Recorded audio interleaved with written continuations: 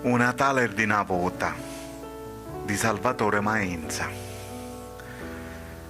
Quando erano belli di Natale, quando i nanni si iano a visitare, tutti eravamo felici e contenti, perché si riunivano i parenti, figlie, frate, sore e cugine, tutte assettate alle stesse tavoline.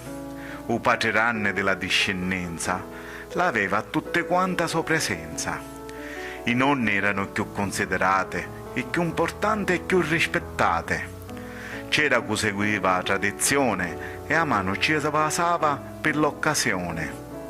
C'era una tavolata apparecchiata con tante mangiarizze preparate, i maccarruna con sugo cunzate e carrecotte sopra saleate.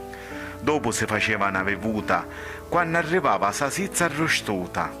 C'erano nuci, mennole e nucidde, scacciavamo tutte, ranne e picceridde, biscotti al latte o di pasta levitata e cose dolci come marmarata.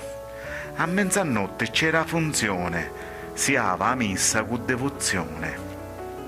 Si sentiva musica in tavanedda, giovane suonare a nannaredda. A così una volta era Natale, con tanta fide e poco regale. Cari amici, vi voglio ricordare, un Natale non è solo mangiare. Da notte nasce un carrosello che noi chiamiamo un bambinetto.